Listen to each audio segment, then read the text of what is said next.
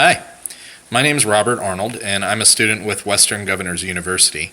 This is my presentation on the effects of divorce on children for YJT Task 2, Elements of Effective Communication. According to the U.S. Census Bureau, there are over 70 million children under the age of 18 in the United States. And according to McKinley-Irvin family law, 35 million will witness their parents' marriage end. I was one of those children. With today's family dynamic ever evolving, it's as important as ever that both new and seasoned parents understand the potential effect of divorce on kids and how that plays into their children's long-term development. Not just as a person, but as a member of society. Maybe even as a potential future parent as well. In short, being a parent means hosting essentially a training ground for your children. It teaches them right from wrong and how to live a decent life. We want them to be good people, to give back to society, and help others in need when they can.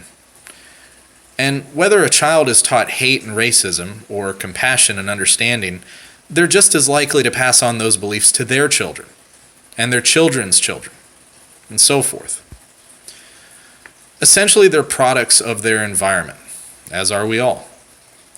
If parents today focus on raising the next generation with positive ideals in mind, our world has the potential to vastly improve. Think about it. Reduce crime, improved infrastructures. The sky is really the limit. So, what's holding us back? Our problem may just be that divorce weakens that potential. So, this is what it comes down to.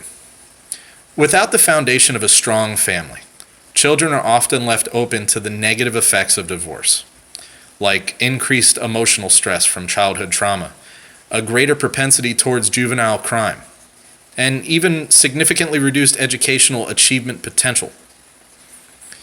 When we often think of children, we typically think of innocence, minds that are a little less busy than our own, more genuine, kinder minds. But often divorce strips that innocence away when trauma is introduced into the child's life. They're forced to grow up far too quickly.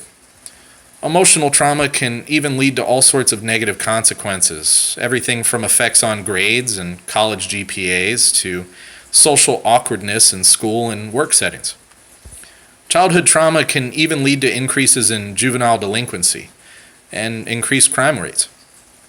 Now, I'm not saying that divorce is a guarantee of these things. I mean, I'd like to think that I'm a social butterfly, but rather that it opens up possibilities to our children, not positive possibilities either. Not all smokers get lung cancer, but divorce can increase kids' susceptibility to those negative effects brought on by the increase in social and emotional stress levels. And isn't it our job as parents to protect our children, to teach them how to work through their problems rather than just drop the problem altogether? Let's take a look at some examples of how divorce can impact a child. Did you know that according to the CDC's National Vital Statistics System, although divorce rates in the United States are the lowest they've been in nearly 15 years, that over 800,000 marriages ended in 2014 alone? That is a huge number. If every other marriage had just one child, that would be over 400,000 children that were inadvertently exposed to the trauma of a broken household. They probably had to deal with feelings like anger, regret, even guilt. They may have had to deal with overhearing their parents argue about the divorce, peer abuse at school, sitting through the strangeness and rising tensions and unease on the home front. And I haven't even brought up the toll shared holidays and events have yet. I can tell you one thing, my high school graduation party was definitely awkward. Both my parents sat at opposite ends of the auditorium, and they gave each other the strangest looks. In short, divorce can certainly impact both a child's mental and potentially even future economic health. Now, here's something to think about. Let's take a look at this chart real quick. This chart demonstrates the arrests per 100,000 juveniles between the ages of 10 and 17 from the years 1980 through 2012. This information came from the Office of Juvenile Delinquency's Arrest Rates Trend Worksheet. Let's take a look. So here you can kind of see that we even out. Right around here, right around 1989, which strangely enough was the year of my birth. But then all of a sudden crime stats shot up and they reached a plateau around the 500 mark here.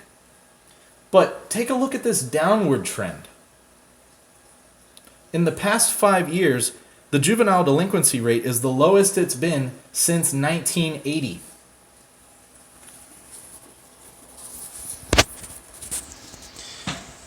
That's really crazy.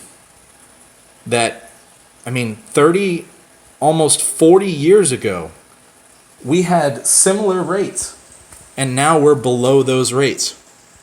Now, although that's really impressive, what's truly remarkable here is that trend directly coincides with the drop in divorce rates experienced over the last few decades. In short, we can actually make a direct correlation between divorce and juvenile delinquency. This is proof that emotional stress can lead to even bigger problems down the road for our children. According to Amy Desai, a marriage and family analyst and attorney in Colorado, her article, "How Could Divorce Affect My Kids?" asserts that children whose parents divorce are substantially more likely to be incarcerated for a crime committed prior to adulthood. The mental strain of now having a criminal record can subsequently impact our children's abilities to earn a decent income and can even limit their educational opportunities too. So, I have a question. If both their financial and educational opportunities were to dwindle, how can they be afforded a true shot at success in life? And what about the generation after theirs? How will their children be impacted by their actions today?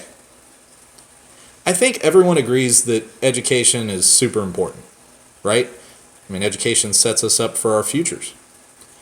And it's important not just on a personal development level, but also in our societal advancement possibilities as well.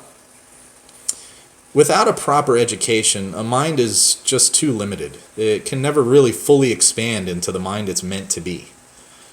As noted on familyfacts.org, family structure is directly related to educational achievement.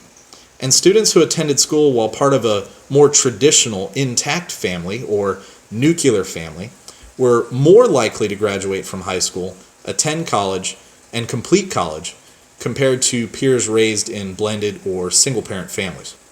Now, I should note, I'm one of those kids. 9 years after my parents filed for divorce, I'm just now re-entering college.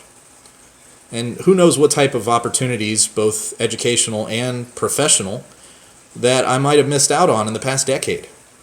Now, please keep in mind, I don't blame my parents. I think that they did the best they possibly could with what they had. And I'm truly thankful from where I'm at today as a person and owe everything to them. But who knows how their separation will impact my future family and generations to come? Perhaps it changes how I approach the family dynamic as a whole. Who knows what routes could have been, what futures I could have seen. But for people like me that survived a divorce, the future still looks bright. And I'm living proof that educational opportunities are still available to those who push hard and seek them out. I'm a survivor. I lived through a divorce, and I'm here to tell the tale today. I endured my own types of emotional traumas along the way. Everything from developing introverted tendencies to improperly dealing with grief and remorse over my parents' divorce. And although I personally did not join the statistics surrounding juvenile crime rates, I did experience firsthand how my education was impacted by my parents' divorce and just how I coped with it. Perhaps you know of a child that maybe went through something similar. Maybe you were even one of them.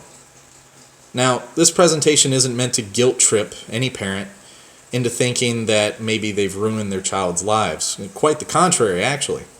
It's meant to be an eye-opener, to show you that regardless of how things end up with your spouses, that you both remain by your child's side throughout all of life's endeavors. Perhaps not as romantic partners, but maybe parent partners. Maybe a parenting team.